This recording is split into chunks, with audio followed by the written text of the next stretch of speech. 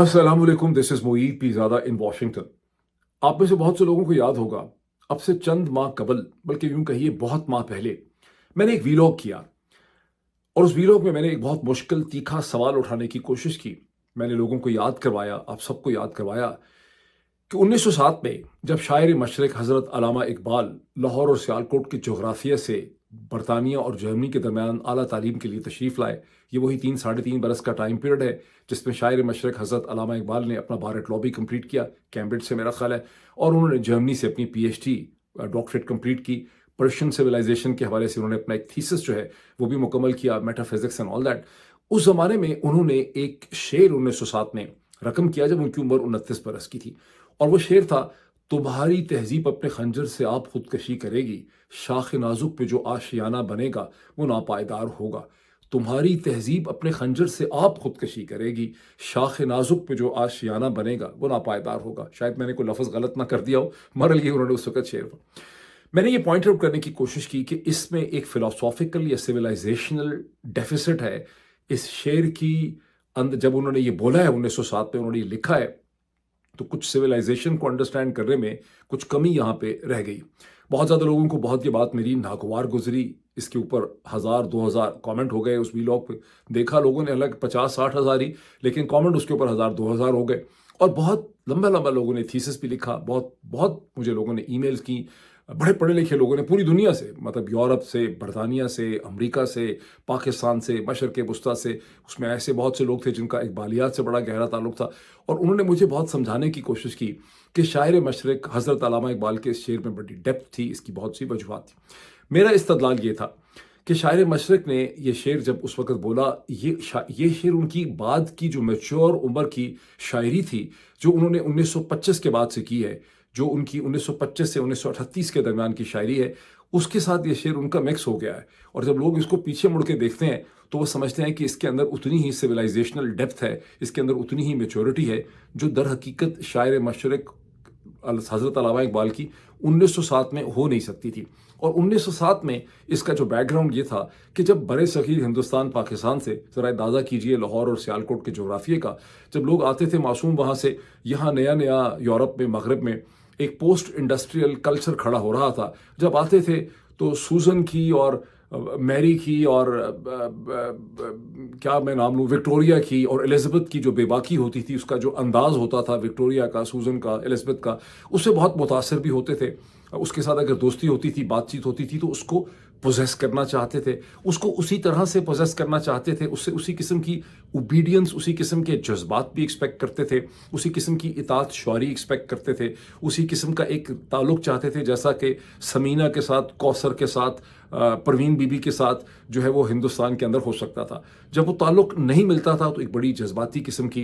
एक हिजान पैदा होता था। और ये जो शेर है, तुम्हारी तहजीब अपने खंजर से आप खुदकशी करेगी, शाख नाजुक पे जो आशियाना बनेगा, ये उसी जेंडर, जो नया जेंडर रिलेशनशिप था यूरोप का और मगरब का, ये उसके तनाज़र में कहा गया हुआ ये शेर था। लेकिन लोगों ने कहा नहीं, इसमें मार्क्स को भी ले आए, इंडस्ट्रियल रेवोल्यूशन को भी ले आए, इकबालियात के लोग जो हैं वो हर चीज़ को उसके अंदर से निकाल लेते हैं।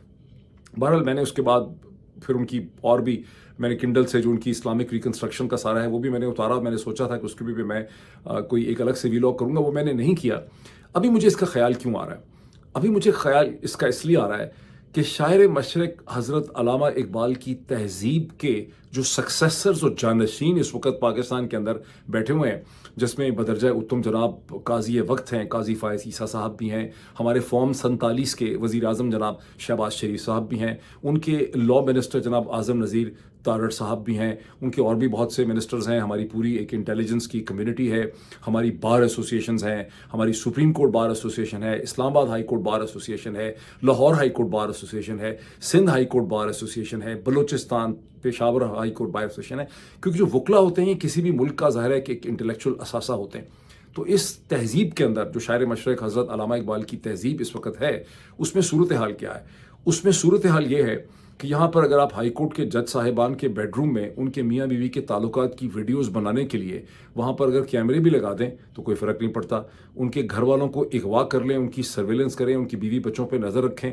ان کی بیویوں کی آڈیو ویڈیو یہ بھی ہوا ہے وہ بھی نکال دیں ان کی کانورزیشن, تو کوئی فرق نہیں پڑتا. جج صاحبان کے قریبی گھر والے لوگوں کو, ان کے بہنوئی کو اٹھا کے اس کو ماریں پیٹیں, زدوکوب کریں, اس سے کنفیشن کروائیں, اس کو نازک حصوں کے اوپر الیکٹرک کرنٹ لگائیں جیسے ڈاکٹر شہباز گل کو لگاتے رہے تھے, کوئی فرق نہیں پڑتا. اور اس کے بعد صورتحال یہ ہے کہ آپ کا فارم 47 کا وزیر اعظم جو ہے وہ قاضی وقت کے کہنے پہ اس کو جا کے ملتا ہے, جو ملاقات ہونی نہیں چاہیے تھی. تہذیب کی بات ہو رہی ہے نا اس وقت, کہ تہذیب, وہ تہذیب جس نے دنیا کو کوئی سبق سکھانا تھا, وہ تہذیب جس نے دنیا کو کچھ دینا تھا, اس کی بات ہو رہی ہے. تو وہ ایک کہتا ہے کہ بجائے اس کے کہ جہاں خط لکھا گیا, جب پروٹیسٹ کا خط آپ کہہ لیں, التجا کا خط لکھا گیا ہائی کورٹ کے جج صاحبان کی طرف سے, جو لکھا گیا تھا بنیادی طور پہ سپریم جوڈیشل کاؤنسل کو, اس تہذیب کی سویلائزیشن کی جس کے شاعر مشرق علامہ اقبال علمبردار بن کے یورپ پہ تشریف لائے تھے, تو وہ اس کے اوپر ایک انکوائری کمیشن, ایک انکوائری کمیٹی ایک ریٹائرڈ جج کی جو ہے وہ بنا دیتے ہیں. ابھی یہیں رکیں, اس کے اوپر مزید میں بات کرتا ہوں. یہ تہذیب وہ بھی ہے, اس کے اوپر میں مزید چیزوں پہ ڈیٹیل پہ آتا ہوں, لیکن تھوڑا سا میں اس سے پہلے کہ بھول نہ جاؤں کہیں, یہ تہذیب جو شاعر مشرق علامہ اقبال کی اور ہماری تہذیب ہے, اس کی صورتحال یہ ہے کہ 25ویں دفعہ ہم کشکول لے کے انٹرنیشنل مانیٹری فنڈ IMF کے پاس جا رہے ہیں, اور وہ کون سی تہذیب کو ریپرزینٹ کرتا ہے؟ اسی تہذیب کو جس نے شاخ نازک پہ آشیانہ بننا تھا, جس نے ناپائیدار ہونا تھا. تو وہ جو ناپائیدار تہذیب ہے اس کے پاس 25ویں دفعہ شاعر مشرق علامہ اقبال کی تہذیب یعنی ہماری جو تہذیب ہے وہ کشکول لے کے جا رہے ہیں کہ بھائی ہمیں کچھ دے دیں. بات یہیں ختم نہیں ہو جاتی. بات تھوڑا سا یہ بھی غور کریں کہ ورلڈ بینک اور ایشین ڈیولپمنٹ بینک جو آج سے 10-15 سال پہلے پاکستان جیسے ملک کو انہوں نے ڈیولپمنٹ کے لیے خرچہ کرنا ہوتا تھا, یعنی ورلڈ بینک اور ایشین ڈیولپمنٹ بینک جو پیسہ پاکستان کو دیتے تھے 10-15 برس پہلے, وہ ہوتا تھا ڈیم بنانے کے لیے, سڑک بنانے کے لیے, واٹر کے پروجیکٹس بنانے کے لیے, ہیلتھ کے پروجیکٹس بنانے کے لیے, جینڈر پہ کام کرنے کے لیے, اور اس قسم کی ڈیولپمنٹ پروجیکٹس کو, کینالز کو امپروو کرنے کے لیے, روڈ نیٹ ورک کو امپروو کرنے کے لیے, کمیونیکیشن نیٹ ورک کو امپروو کرنے کے لیے. اب جو بھی پیسہ ورلڈ بینک سال میں $3-4 بلین پاکستان کو دیتا ہے گزشتہ 10-12-15 برس سے, اور جو ایشین ڈیولپمنٹ بینک $2 سے $3 بلین دیتا ہے, یہ سارے کے سارے پاکستان کی حکومتیں, یعنی ہماری جو تہذیب ہے, ہماری جو اس وقت کی تہذیب جو لیکچر دینے آتی ہے, یہ اپنے بجٹری سپورٹ میں ڈال دیتے ہیں. یہ اب ڈیولپمنٹ کے اوپر نہیں لگتا بلکہ بجٹ کو بیلنس کرنے میں استعمال ہوتا ہے. اور اس وقت اس تہذیب کی جو سب سے بڑی کامیابی ہے, اگر گزشتہ چند مہینوں میں دیکھیں, تو وہ صرف یہ ہے کہ اگلا قرضہ جو ہے ہم نے اس ڈوبتی ہوئی تہذیب سے, جس کا شاخ نازک پہ جو آشیانہ بننا تھا, وہ جو شاخ نازک کا جو آشیانہ تھا, اس تہذیب سے ہم جاتے ہیں قرضہ مانگنے کے لیے. بہرحال کمنگ بیک ٹو دی ججز افیئر. اچھا, ایک صاحب جب میں نے یہ اپنا ویلاگ کیا تو ایک ہمارے دوست, میرے بہت اچھے جاننے والے دوست, بڑے مینٹور میرے جو ہیں, آپ سب کے ہردل عزیز شخصیت ڈاکٹر شہباز گل صاحب بھی تھے. انہوں نے مجھے بڑا سمجھایا اپنی بڑی گمبھیر قسم کی آواز کے اندر, بڑی ڈیپلی ریزونیٹنگ, کہ دیکھو یہ اس طرح کی چیزیں نہ کرو, لوگ بڑے ناراض ہو جاتے ہیں. اور 8-10 لوگوں کی مجھے انہوں نے ٹیکسٹ میسیجز دکھائے کہ یار لوگ بڑے ناراض ہیں کہ تم نے شاعر مشرق کے حوالے سے یہ کہہ دیا. تو میں نے ان کو کہا کہ بھائی میں نے محض یہ پوائنٹ آؤٹ کیا کہ یہ جو پرٹیکولر ورس ہے, اس سے لوگوں کے درمیان میں بڑی مس انڈرسٹینڈنگ پیدا ہوئی ہے. جب تک ان مس انڈرسٹینڈنگس کو ہم ایڈریس نہیں کریں گے, ہم تاریخ کے عمل کے اندر آگے بڑھ نہیں سکتے. اور یہ کہ اگر لوگ ناراض ہوتے ہیں تو میں نے تو ووٹ لینا نہیں کسی کا, میں تو ایک پولیٹیکل انالسٹ ہوں, کسی کو میرا انالیسس پسند نہیں آئے گا تو مجھے نہیں دیکھے گا, میں کوئی ووٹ تو مانگ نہیں رہا, میں نے کوئی ٹائٹل تو لینا نہیں اس کی بیسس پہ. بہرحال ڈاکٹر شہباز گل صاحب نے کوئی 14-15 گھنٹے پہلے انہی ججز کے حوالے سے 2 بڑے بھاری بھرکم قسم کے ٹویٹس کیے, جس میں ڈاکٹر شہباز گل صاحب نے بہت ہی خوشی سے یہ بھی اعلان کیا کہ تحریک انصاف نے اس حوالے سے کور کمیٹی بنائی ہے ان 6 جج صاحبان کے خط کے حوالے سے اس کی اوپر سٹینڈ لینے کے لیے. اور اس کور کمیٹی کا حصہ جو ہے وہ ڈاکٹر شہباز گل کو بھی بنایا گیا ہے, سلمان اکرم برادر صاحب کو بھی اس کا حصہ بنایا گیا, اور بھی بہت سے اس میں نامی گرامی نام ہیں. اور پھر ڈاکٹر شہباز گل صاحب نے اس میں اپنی 7 جو سفارشات اور سجیشنز ہیں کہ یہ بھی کرنا چاہیے, یہ بھی کرنا چاہیے, یہ بھی کرنا چاہیے, اسٹوڈنٹس کو, لائرز کو, ریٹائرڈ ججز کو, بار ایسوسیشن کے پاس جانا چاہیے. بہت اچھی انہوں نے, اس میں کوئی شک نہیں ہے کہ بہت ہی سبسٹینٹیو انہوں نے وہاں پر وہ سجیشنز رکھیں. یہ اور بات ہے کہ جب کور کمیٹی کا اعلامیہ جاری ہوا تو اس میں ڈاکٹر شہباز گل کی میرا خیال ہے ایک بھی سجیشنز کو آنر وہاں پر نہیں کیا گیا. اور اس حوالے سے ڈاکٹر شہباز گل صاحب کا, اور ایک پاکستان کے بہت ہی بھاری بھرکم مشہور و معروف, بہت ہی ہردل عزیز ٹی وی اینکر ہیں, जो हैं जिनके साथ डॉक्टर शहबाज गिल का अक्सर मैच पड़ता रहता है, दोनों का आपस में बहुत मोहब्बत का उनका लव हिट रिलेशनशिप है। तो मुझे किसी ने उनका क्लिप भेजा है व्हाट्सएप के ऊपर, तो वहाँ पर वो जो एंकर पर्सन है वो डॉक्टर शहबाज गिल की बड़ी किट लगाने की कोशिश कर रहे हैं और वो कह रहे हैं कि डॉक्टर शहबाज गिल तो अमेरिका से बैठ के सजेशन दे रहे थे, लेकिन कोर कमेटी ने उनकी एक भी सजेशन नहीं मानी। अच्छा, अब ज़हन में रखिए कि ये जो हमारे पाकिस्तान के इस वक्त सबसे महबूब और हरदिल अजीज़ टीवी एंकर हैं, ये पाकिस्तान के चौधरी निज़ामुद्दीन साहब के भी बहुत करीब हैं। चौधरी निज़ामुद्दीन जो हैं उनके भी बड़ी कुर्बत है इनको हासिल। चौधरी निज़ामुद्दीन को बुला बुला के मिलते हैं, अपने दिल का हाल इनसे शेयर करते हैं। और चौधरी निज़ामुद्दीन साहब की जो सबसे उनकी हरदिल अजीज़ और फेवरेट पाकिस्तानी सियासत की खातून सियासतदान है, वो भी उनके भी ये बड़े करीब हैं। तो इस लिहाज से इनकी बड़ी यूनिक पोजीशन है। जब मैंने इनका ये क्लिप देखा जो किसी ने मुझे व्हाट्सएप पे भेजा था, पूरा तो मैंने नहीं देखा, जो उसका मैंने टुकड़ा देखा, तो मुझे उसमें से कम एक चीज़ की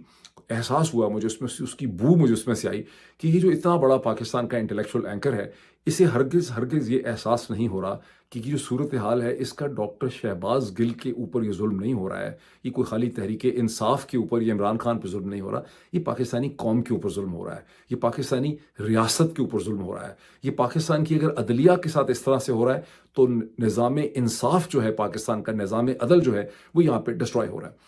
इस हवाले से मतीउल्लाह जान साहब ने, अच्छा मतीउल्लाह जान साहब से पहले मैं एक और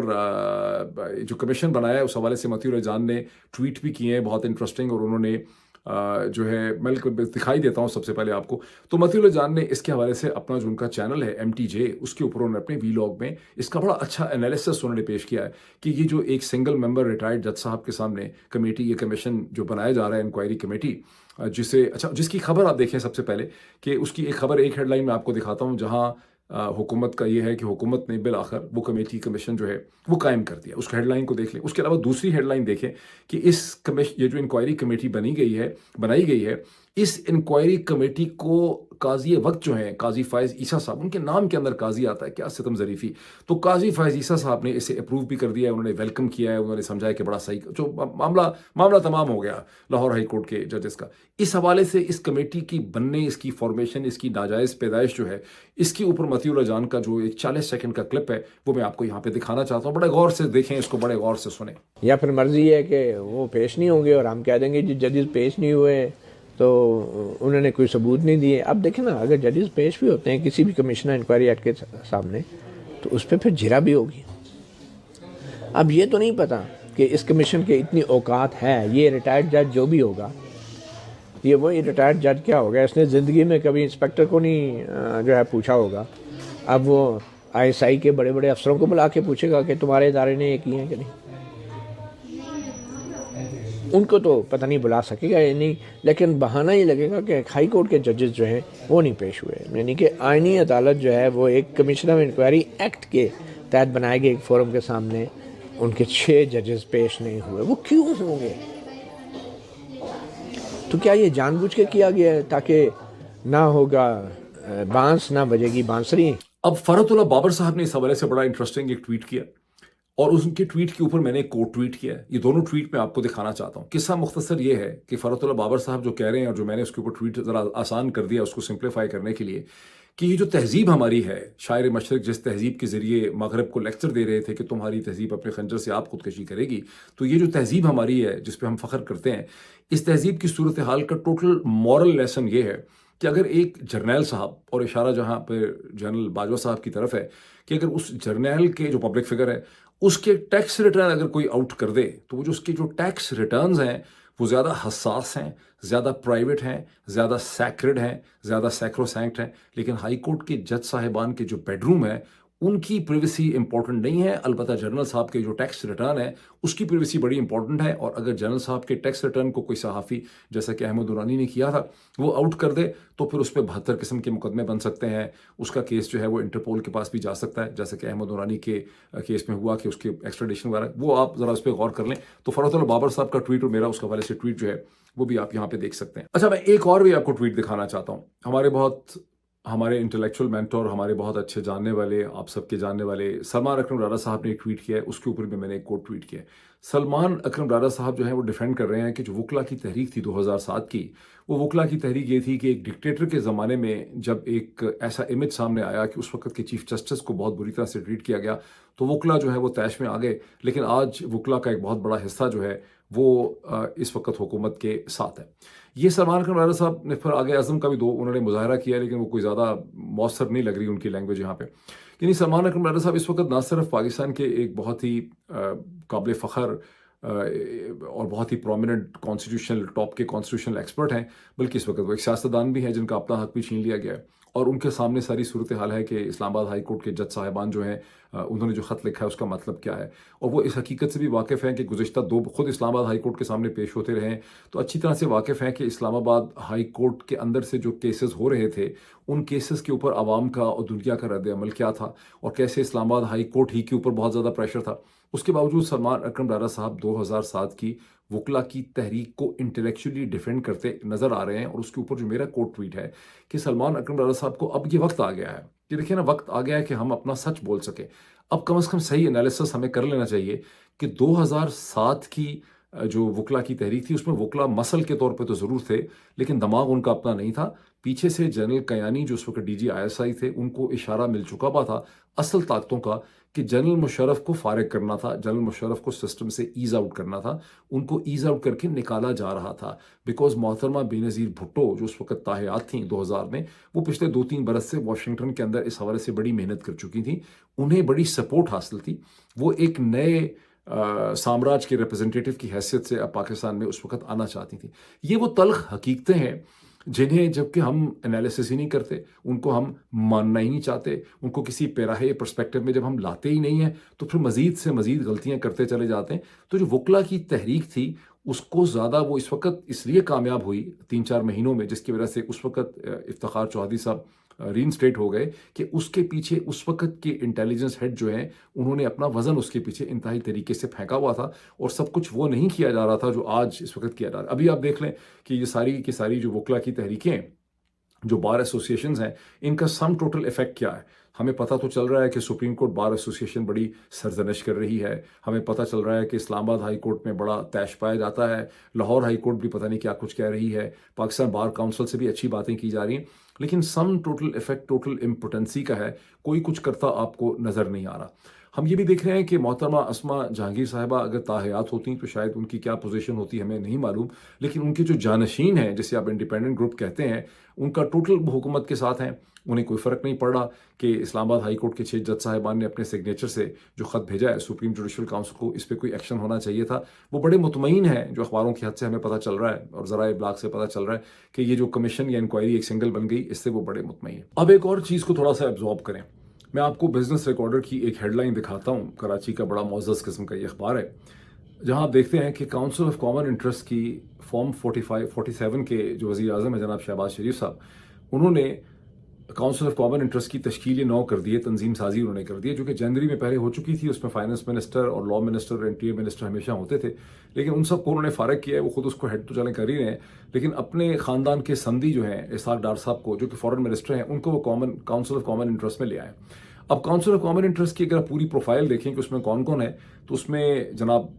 شہباز شریف صاحب بھی ہیں، اس میں اسحاق ڈار صاحب بھی ہیں، اس کے اندر ڈیفنس منسٹر کی حیثیت خواجہ آصف صاحب بھی ہیں، اور اس کے اندر جناب محترمہ مریم نواز صاحبہ بھی ہے۔ یہ پورا کا پورا جو پاکستان کی کاؤنسل آف کامن انٹرسٹ ہے پورے فیڈریشن کی، اس میں ایک خاندان اور اس کے جو آگے نوکر چاکر ہیں وہ سارے کے سارے اب کاؤنسل آف کامن انٹرسٹ کو کنٹرول کر رہے ہیں۔ لیکن اسی خبر میں آپ کو یاد یہ بھی کرایا جاتا ہے کہ کاؤنسل آف کامن انٹرسٹ کی تو انہوں نے ری آرگنائزیشن کر دی شہباز شریف صاحب نے، لیکن کچھ عرصہ پہلے انہوں نے اکنامک کوآرڈینیشن کمیٹی جو تھی کیبنٹ کی ECC، اس کے اندر بھی وہ لے کر آئے تھے اسحاق ڈار صاحب۔ کوئی اور بات ہے کہ جب ان پہ پریشر پڑا چودھری نظام الدین کا تو ان کو وہاں سے ان کو ہٹانا پڑا، تاہم کیبنٹ کی جو پرائیویٹائزیشن کمیٹی ہے اسے ابھی بھی ڈار صاحب جو ہے ہیڈ کر رہے ہیں۔ اب اس کی سگنیفیکنس کیا ہے، اس کو ذہن میں رکھیں، سگنیفیکنس بڑی انٹرسٹنگ ہے۔ میں آپ کو ایک ٹویٹ دکھاتا ہوں، ایسے بہت سے ٹویٹس آپ کو مل جائیں گے، خبریں بھی مل جائیں گی، لیکن یہ ٹویٹ آپ دیکھیں جس میں میرے خیال خرم شہزاد صاحب جو ہیں، جو اکنامک کامنٹیٹر ہیں، انہوں نے تعجب کا اظہار کیا کہ PIA کے جو شیئر ہیں، PIAC کے جو شیئر ہیں پاکستان انٹرنیشنل ایئر لائنز کے، ان کی قیمت میں ان کی پرائس کے اندر بہت تیزی سے اضافہ ہوا ہے گزشتہ چند مہینے میں۔ وہ شیئر جو صرف چند ماہ قبل 2-3 ماہ قبل 3.5 روپے کا تھا، اب وہ 27 روپے کا، یعنی 8-9 گنا اس کی قیمت میں، اس کی ویلیو کے اندر اضافہ ہو گیا. شاید اس کی ایک وجہ یہ ہے کہ خبر یہ ہے کہ پاکستان انٹرنیشنل ایئر لائن جو ہے وہ بکنے والی ہے. پی آئی اے کو کوئی مشرق وسطیٰ کا انٹرسٹ قطر کا یا یو ای کا خریدنے والا. یہاں تک تو بات بالکل ٹھیک ہے، لیکن ساتھ ہی ایک اور بھی چیز ذہن میں لائیں، وہ یہ ہے کہ پی آئی اے کے 2 حصے کیے گئے ہیں. ایک اس کی ہولڈنگ کمپنی ہے جو اس وقت اس کا 600 ارب روپے سے زیادہ کا جو ڈیٹ اور قرضہ ہے اسے وہ ہولڈنگ کمپنی ہولڈ کرتی ہے، اور اثاثے اس کا ایک روزویلٹ ہوٹل ہے اور ایک پتہ نہیں اس کا ایک فرانس میں کوئی ہوٹل ہے. 2 اس کے پاس چھوٹے موٹے اثاثے. اس وقت جو سوال امپورٹنٹ ہے دیکھنے والا کہ یہ جو پبلک جن شیئرز کو خرید رہی ہے، جس کی قیمت میں تیزی سے اضافہ ہوا ہے، اور میں آپ کو بتانا بھول گیا کہ جو مارکیٹ کیپٹلائزیشن ہے پی اے آئی سی کی، پی آئی اے کی کمپنی کی جو مارکیٹ کیپٹلائزیشن ہے وہ اگر $35 ملین تھی، $35 ملین سے بڑھ کے وہ کو پتہ نہیں $510 ملین یعنی $500 ملین کو کراس کر چکی ہے. کہاں $35 ملین، کہاں $500 ملین، کہاں $35 ملین، کہاں 501 یا $510 ملین. کیا ہو رہا ہے اس پہ ذرا غور کیجئے کہ یہ پبلک پاکستان کی جو یہ شیئر خرید رہی ہے اور لاہور کے کچھ اسٹاک بروکرز ان کو بیچ رہے ہیں، کیا پبلک وہ شیئر خرید رہی ہے اس کمپنی کے جسے کسی مڈل ایسٹرن کمپنی نے خریدنا ہے، یا پبلک اس ہولڈنگ کمپنی کے بھی ساتھ شیئر خرید رہی ہے جس کے پاس وہ ڈیٹ اور قرضہ رہ جانا ہے؟ کہیں ایسا تو نہیں ہے کہ پاکستان کے لوگ اس قرضے کو خرید رہے ہیں جو 600 ارب روپے سے زیادہ کا قرضہ جو ہے اس کمپنی میں ہے، اس امید میں کہ یہ تو ایئر لائن بکنے والی ہے اور ہماری شیئرز کی قیمت میں بہت زیادہ اضافہ ہو جائے گا. دونوں چیزوں میں بڑا فرق ہے. مجھے کسی بینکر نے بتایا ہے، میں چاہتا ہوں اس ویلاگ کی وساطت سے کہ لوگ اپنی اپنی ریسرچ کر لیں، اور آپ میں سے جو بھی لوگ فائنانس اور اکنامکس سے تعلق رکھتے ہیں وہ ضرور اس کو تھوڑا سا دیکھ کے ہماری رہنمائی فرمائیں. اور پھر آخر میں پھر یاد کرواؤں گا، تمہاری تہذیب اپنے خنجر سے آپ خودکشی کرے گی، شاخ نازک پہ جو آشیانہ بنے گا ناپائیدار ہوگا.